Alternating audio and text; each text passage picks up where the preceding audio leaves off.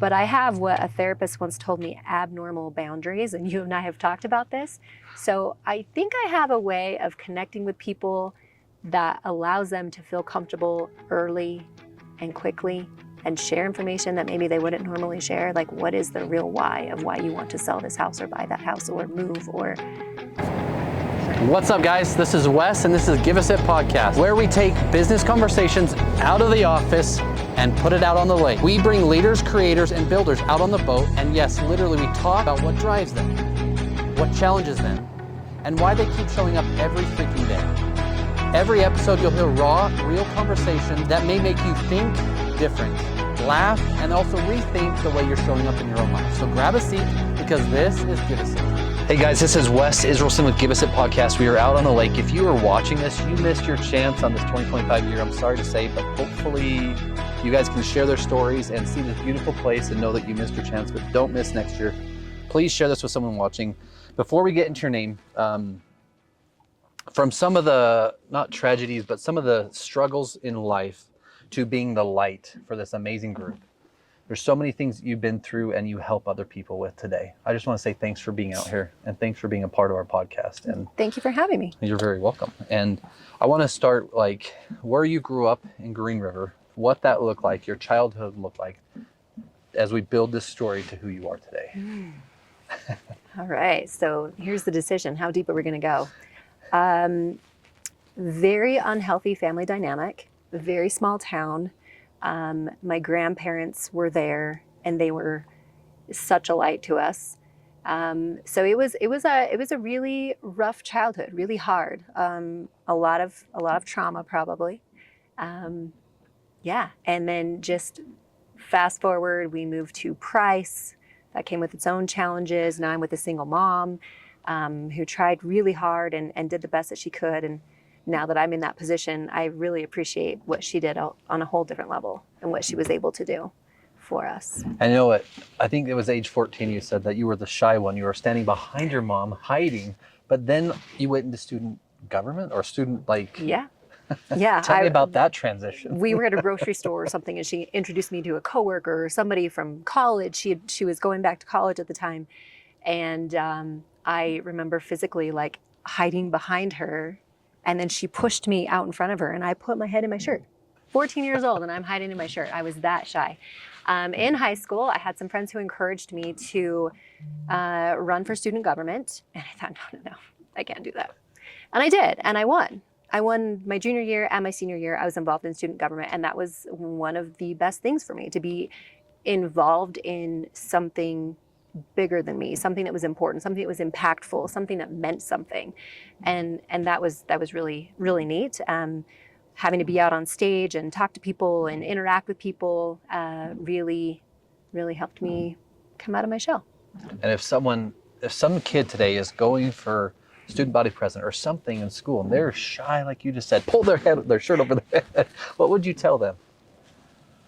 Do it anyway. There's a reason that something is drawing you to it. Try it anyway. The worst that happens is you don't make it and you go on the way you are. Yeah. But the lessons you learned so far through that stuff is pretty amazing. And some of that adversity with growing up in some of those different small towns also has its own little challenges, right? I mean, Price was bigger than obviously Green River. Yeah, the metropolis of Price. And fast forward high school into what transpired after that? Moved a little bit. I wanted to try something outside of small town Utah. I spent some time in New Mexico, met some great friends, had some good experiences. I just talked to one of them yesterday, actually. I haven't seen her in 20 years, at least. Haven't talked to her in years. And she called out of the blue like, hey, I've been thinking about you. So I had a really great experience in New Mexico. And then went through a breakup there and moved back to Utah and, just kind of started to build my life there. And there's setbacks and hard things. And I feel like a lot of my life has been me taking care of me. And while that's been a challenge, it's also given me a strength and perseverance that I wouldn't know otherwise. So then I was living in Salt Lake, found a great job. I don't remember how I got the job, but I worked for some oculoplastic surgeons downtown Salt Lake, and I made some great relationships there with my coworkers who are still friends today, very dear friends of mine. And I grew so much in that place, just in who I was and having support of good people and great connections. It was a really good opportunity. From there, I took a position in sales. So I switched up the high heels and put on some steel toe boots and a hard hat and went around to job sites in my pickup truck. Told men what to do and told them how to do their job. Yeah. Well, I mean, why wouldn't I? So then that led to me going to North Dakota for a job there. And it was another great opportunity. It was something I didn't know what I was getting into. It was new and different, but I had no kids. I wasn't in a relationship. Like, why not go try a new place, a new experience? And it was such a great experience. I ended up meeting someone and moving back there. I was there for about 6 years. Again, I have really great friends still from there, and I'm grateful for that time. I tried things I would have never tried: pheasant hunting, fishing on the Missouri River, ice fishing, all different things. I learned I love German short hair pointers, and I have one now today. He's not a hunter, just my family dog. Yeah, he's just a home dog. Yeah, so that was a great experience. I ended up leaving that relationship and moving back to Utah again, and I knew I was never leaving Utah. Fast forward, then I found the guy, and we moved to Seattle shortly after, spent some time there, came back here, got married, started my real estate business. So we are almost 8 years into that now, which has been incredible. Such a fun way to be able to help people. Every transaction is a different experience, a different challenge. You're always learning something new, and I really thrive in that. So fast forward, now divorced with a 3.5-year-old, and it's been interesting looking back. The last couple years, or 2 years ago, was probably one of the very hardest times in my life. Of all the hard things I've been through, that was maybe the most painful. But the good that came out of it is a new perspective on life and what's important. There's always going to be competing priorities and so many things, so many responsibilities. But for me, it was this hyper focus on my son and his stability and providing him with a good, stable life, healthy life. And that's what's been driving me for the last 2 years. And it's just been a really cool experience. So it's unfortunate what I went through, but I would have never been stimulated to have the growth that I've had. Last November, I did start the group that you mentioned with a friend of mine, Hive of Hope, and it's a single parent support group. And I think the biggest thing for people, no matter what you're going through, there's other people that are going through something similar. You're not alone. You don't have to be alone. Reach out and find people. And that's what this group was designed for, so that single parents, no matter what stage they are in it, some of us are newly divorced, some have been divorced for 15 years, some have adult children, some of us have small babies. So the stories are all different, but some of the feelings, some of the challenges, some of the hard things are the same. And just knowing that we are not alone in this makes a big difference. So I'm glad to be able to share that. And there's so many things that we've just brushed over so briefly. From a 14-year-old pulling your shirt over your head, to going student body, to go 2 years there, and then going out of your shell, Price to New Mexico, all the businesses, the leadership levels you built into, all of those relationships that you've grown for so many. I mean, you said over 20 years. How many people have friendships that have lasted 20 years, let alone continuing to last more than 20 years? And I'm really lucky. Well, luck is something probably there, but it's mostly who you are. That connection side of you want to help, you want to endure, you want to be the light of this group for others and show them that they're not the only one. I'm going through something, but I want to show people that they're not the only ones going through something. I mean, from student body to now, all the leadership levels, even, was it North Dakota, you said? In North Dakota. Mm-hmm. The boss told you what? I don't know if this rolls. They say I'm not. Oh, when I first went out there, Yeah. I showed up and he said, I don't, my first day of meeting him within hours, he's like, I don't think you can do this. What? I don't know if I've ever verbally heard those words in my life. You know, maybe people thought it, but they never said it to my face. And he said, I don't think you can do this. And what'd you do? I don't think this is for you. What'd you tell him? You need to call so-and-so in HR and tell him that you need to go home. Yes. Wow. I mean, that hurt my feelings. That was impactful.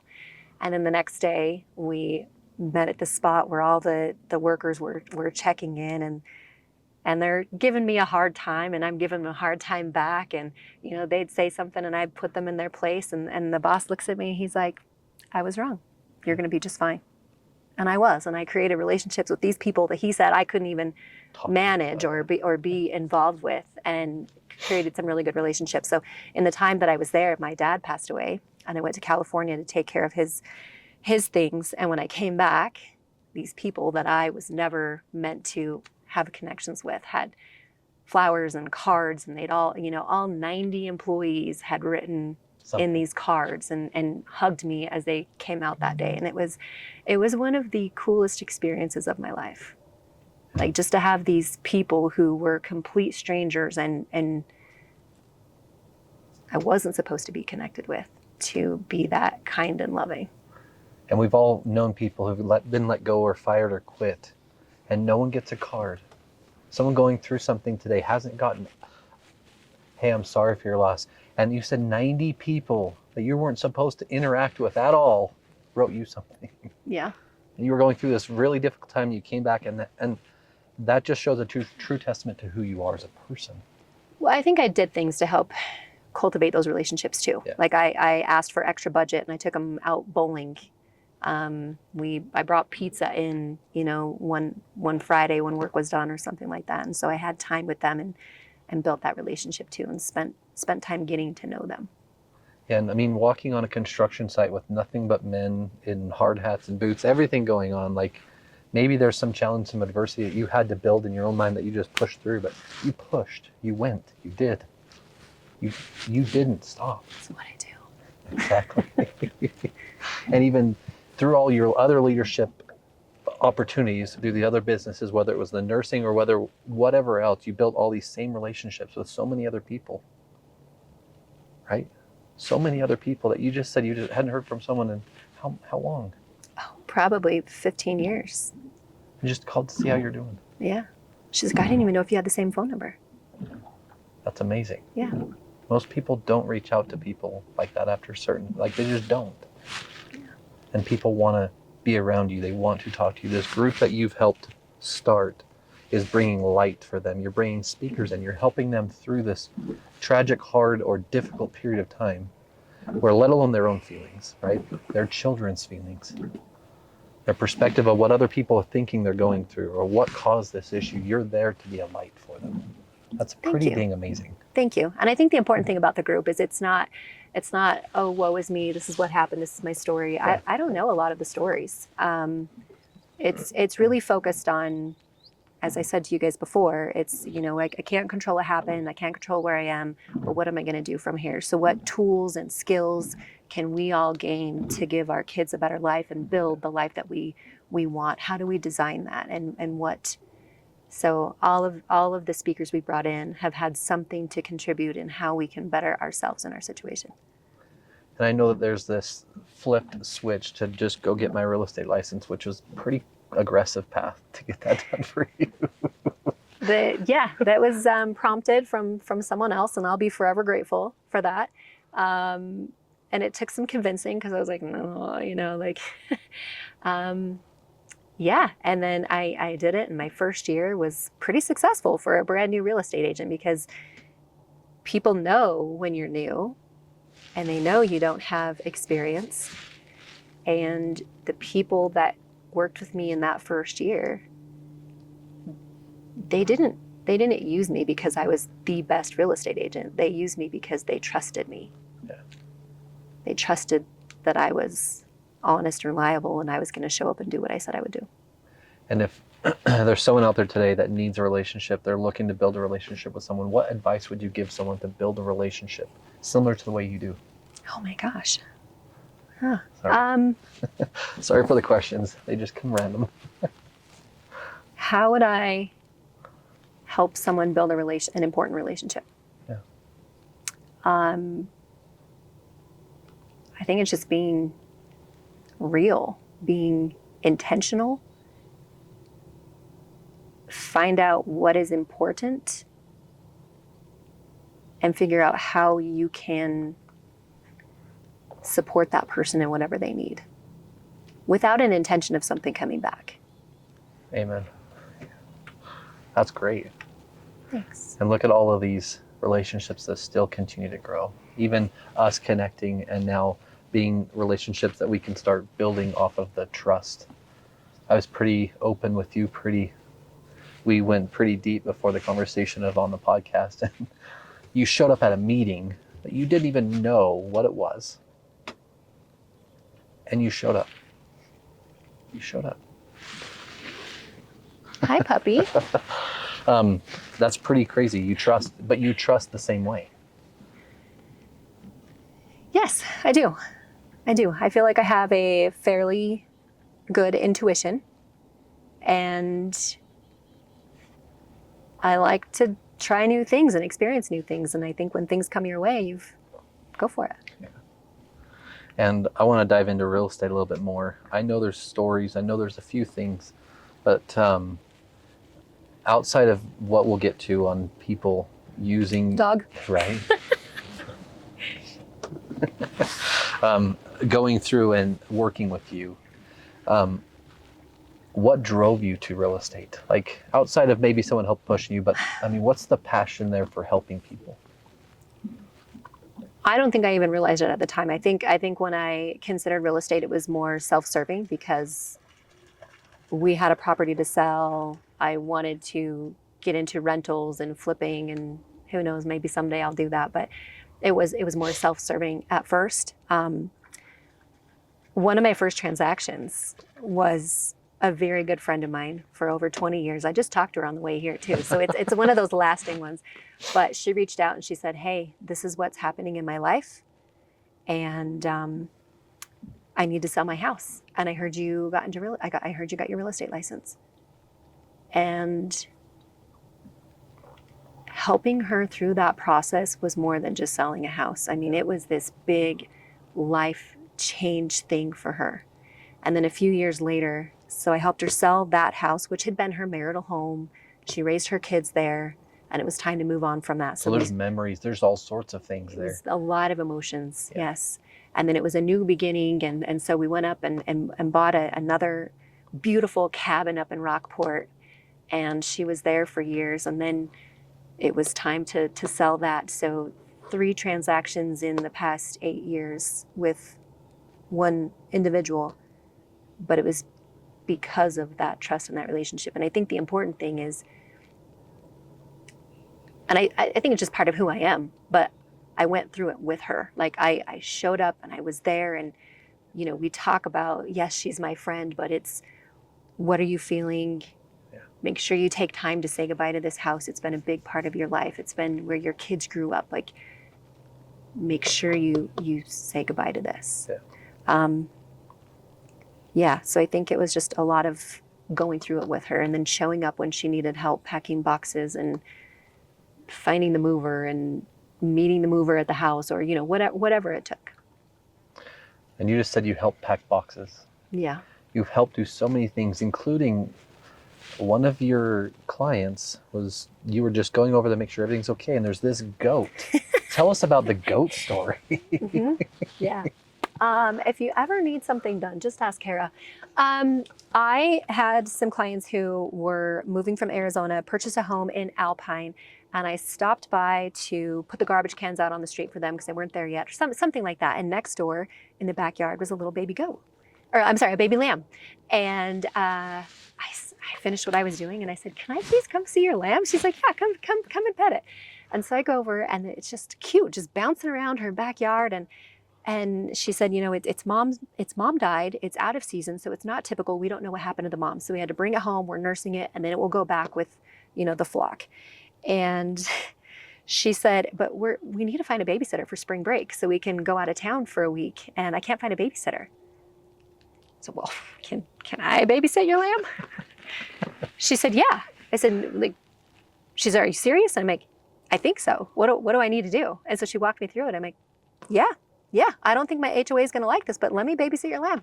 And we did. And my kid loved it. My dog loved it. They would just zip through the backyard, and he was bottle fed. So he had to be fed every 3 hours or something at the time. And Ethan would help me feed him. And it was this really fun experience in our city life. Like, when is he going to get to do that again? It was really cool. So I just wanted to point out that I know you go above and beyond, not just for your clients, but everybody. Like, you spend the time to get to know them, their story, why they need something, what they're looking for. It's more like, arguably, a home's one of the biggest transactions most people will ever do in their entire life, right? Next to owning a business or buying a big commercial building or something. It's one of their most important. And most times, if it's not done correct, it's one of the hardest transactions. It could cause issues with marriage. It could cause issues with so many things, but you help guide them through the process. It's not a job to be taken lightly. And you love it. I love it. It comes with its own stress, for sure. I do take things pretty personally. Yeah. I do get, pretty deeply involved. So, yeah. And this organization, Hive of Hope. Hive of Hope. I didn't want to say it wrong because I sometimes miss things. What does success look like for Hive of Hope? Oh, man. Going into the first month, the first meeting, November of last year, I had someone reach out to me from a different state. And he's like, can you talk? I want to learn more about this. What are you doing? How do you see this going? How are you going to grow this? And I'm like, how am I going to grow this? I'm just doing this. I'm not growing this. But he said, there is a need in every city, in every town. There is nothing like this. How do we replicate this and bring it to other areas? I'm like, whoa, that's too far for me right now. But so what does success look like? We continue to bring in quality individuals to share information, to share stories and examples that will help this group continue to build the life that they want. To create connections like this, where people can benefit or know when they're in a situation like, oh, I could call that person, or this person mentioned they know this. And so it's continue to create those connections, continue to provide information and knowledge. And at the end of every session, a friend of mine does a few minutes of guided breath work. And for me, I had never done breath work. It was too woo-woo. But it's pretty impactful. It's just taking a moment to breathe in those moments of frustration or hurt or anger or whatever happens in your day. It doesn't matter. Kids throwing a fit. Take a breath. I'm learning. I'm not good at this yet, but I'm learning. I'm trying. So just the few minutes of breath work at the end, I think, are really impactful. Like every person, every leader, every business owner, every parent, everyone probably just needs to take a few minutes to breathe every day. Yeah. And I know that you practice this outside of that room with your amazing son, Ethan. And he loves a specific song, and he starts to dance. Yes. What does that look like? When he asks for it unprompted is pretty cool. So somewhere in his little body, he feels like this is good for me too. But it's Macy Gray, Beauty in the World, and it's just a fun, upbeat song. And we do Breath of Joy, which is, moving your body, and it's just really fun. And so usually it will start there of just doing that for a few minutes, and then he'll say, Mom, put this song on. And then we start into a dance party, and that's how we start a lot of our mornings. And I don't think there's a better way to do it. But just to circle back on what does successful look like for Hive of Hope, continue to make a positive impact on people, to let them know that there is support there if and when they need it, and that they're not alone. I think that is the biggest thing, is you're not alone. And I have people that reach out to me that have never been to one of our meetups, and they say, hey, please keep sharing this, please keep doing what you're doing. And that means a lot. It's affirmation for what you're doing and this need that you felt internally to build and go after and find this or create this thing, right? Yeah. What's a fun date night with Ethan? Can I share my favorite date Of course. that I did by myself? So I have a side-by-side, and where I live is just a few minutes up to the hills. And I took my dog, and we took the Can-Am up to the hills, and we parked. I put down a blanket, we had some snacks, and watched the sunset over Utah Lake. One of my favorite dates I have ever been on. That's amazing. Yeah. What were the snacks? You remember? I don't remember, but can I say I had wine? Of course you can. Whatever The it is snacks were for you. important. The wine was important. Did the dog have wine? He did not. Okay. No. And then he started like really focused on the bushes behind us. Oh, I'm sure. And sniffing. And I'm like, yeah, it's time to go. It's dark. You're alerted at something. I'm getting out of here. Bird dog. Yeah. Bushes. Yeah, Yeah. makes sense. Right? Yeah. A favorite date with Ethan. I don't even know if I'd call it a date. Like, we love adventures, and we just spent a few days in Lake of the Ozarks, and we went hiking and we went swimming in the water, and we drove the boat, and it was just fun to do different new things. This past weekend, we took the motorhome down to Jellystone RV Park. Wow. So, I mean, that's a lot for one person to, pack up and manage and have the kid in the back seat and whatever, but just living life is my favorite date with Ethan. That's cool. And if someone's going through this struggle, maybe it's divorce, maybe it's business separation, maybe it's something else, right? And they just started this business and they have a young child, whether it's a boy or a girl, what would you tell them about resilience? About resilience. Or even a routine that may help them, that's helped you, something that's helped you. I think one of the biggest things for me was just realizing that while you may feel this heavy pressure to do all these things and send that email and call that client, if your kid needs you and that's where you feel pulled to be at that moment, it's okay. Everything else will work out. And business will come and go, clients will come and go, but this kid only gets one life, and I only have one chance to give him the very best that I can and show up in the way that I want to. Yeah. And so I think do what you feel is most important, and the rest will work itself out. Yeah. I know that we didn't even talk about it, but you also competed. Not bodybuilding, but maybe it is bodybuilding, right? But you competed. So this shy girl went from all of these different stages to leadership to just putting herself out there, building this group, competing on stage. Very novice, and only twice. Only twice. How many people have ever competed? And that was one of those situations where it's like, hey, come to this meeting, and I just show up. I had a girlfriend who said, I'm doing this, will you do it with me? And I said, no, but I'll work out with your trainer and I'll come to Vegas with you for your competition. She got pregnant and she decided not to do it, and I still did it. And then at the time I was in my life, like, learning that I could have control over my body like that gave me a strength that I really needed at the time. Like, I can do hard things and I can influence what's happening in my life. And that was really important at the time. I was still very shy on stage. I mean, I can imagine. the first time I was shaking so bad. I'm sure you could see it. Yeah, I was shaking so bad. So bad. But you did it. I did it. And then I did it again because I wanted to do better. And if that's not a true testament to who you are as a person, this group that you've built, also the real estate, when people work with you, you're going to get the best version of you, minus any time your son needs or something that's going to be more important at that specific moment. But they're still going to get the best Kara. Who's going to show up every day, going to want to do better than the last transaction or the last deal or whatever, the last issue that came up, because there's always an issue. What's the experience going to look like if someone reaches out to you today and they have this house that they really want to buy or this house they need to sell? What would that experience look like for them?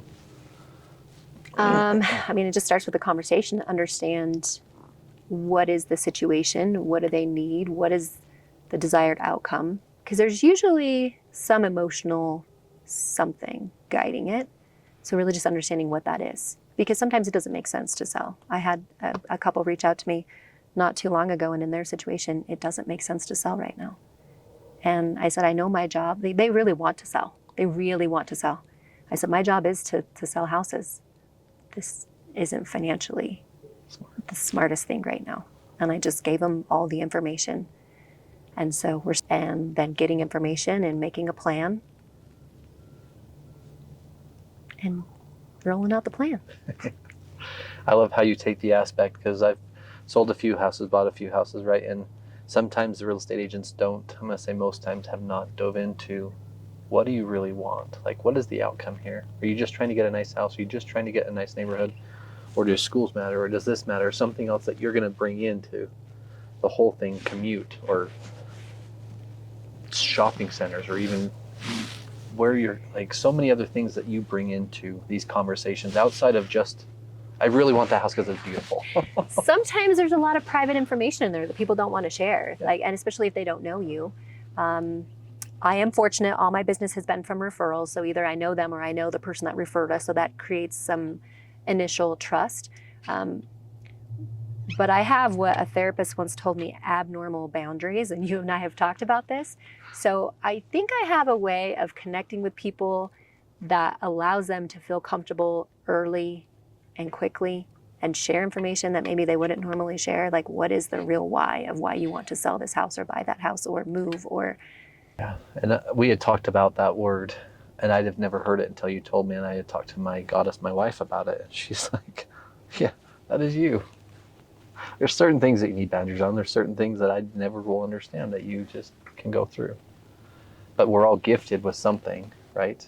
And if you exercise it, build it, whether it's a muscle, your brain, or your body, let alone your mindset or your career, it will continue to grow in ways that we can't understand yet. So I believe your impact is maybe big now, but will continue to grow massive. This group will grow bigger than you've ever imagined because it was something you deemed needed to happen. Wouldn't that be so cool if that was something that went regional, national, What's to stop it?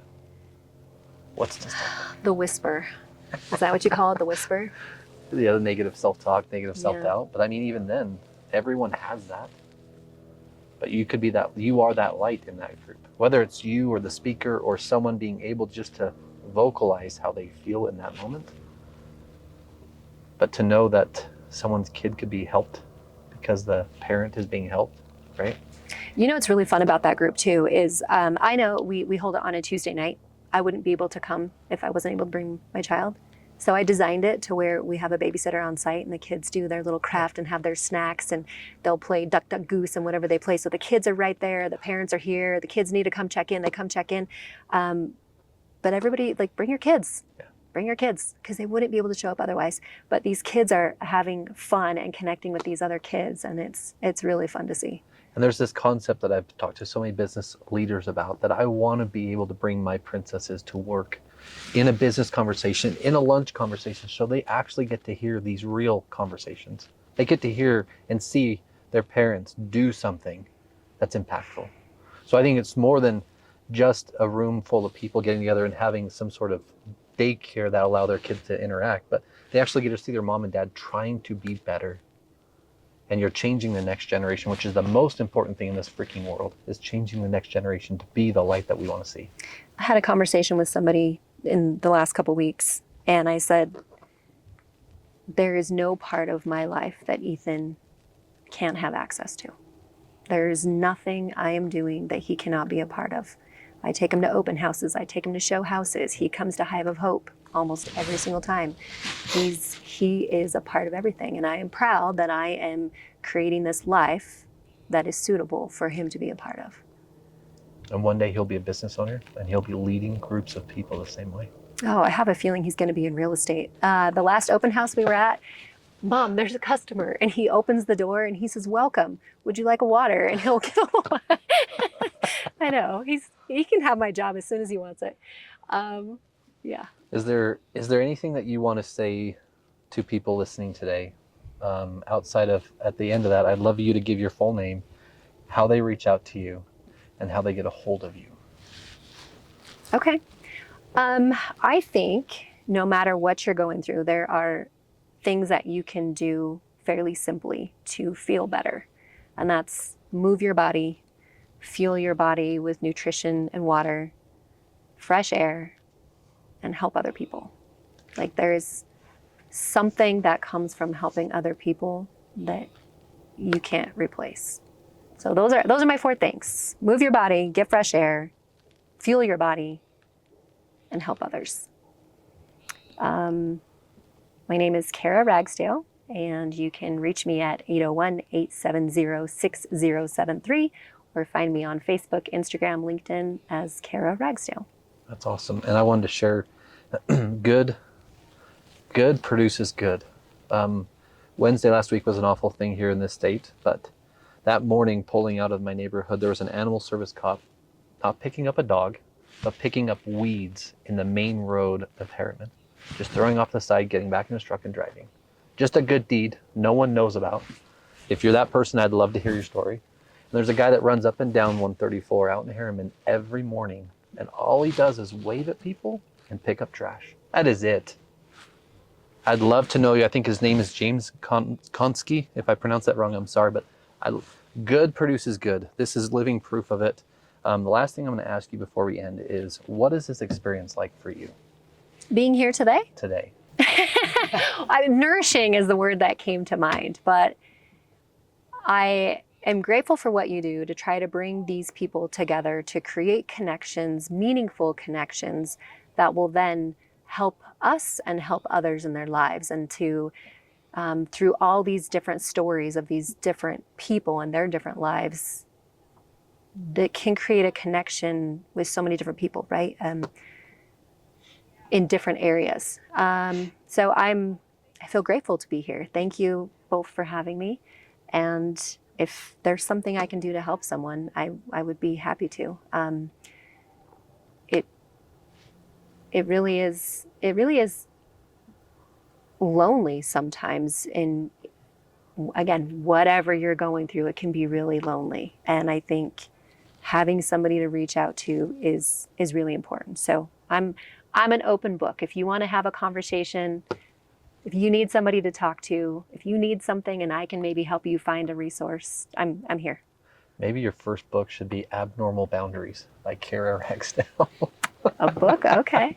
Just kidding. I'd have to figure out, like, how do you define what that actually is? Because to me, it's just who I am. Well, there's an author on the boat here too. Yeah. Right? Well, thank you so much for being here, and I really appreciate what you do for people. That's a big purchase. It's a big thing. Getting to know them, helping, even telling them no when they know that when they really want something, advising and helping people through that biggest purchase of their life. I just want to say thank you. Thank you. Yeah, guys, this is Give Us It Podcast.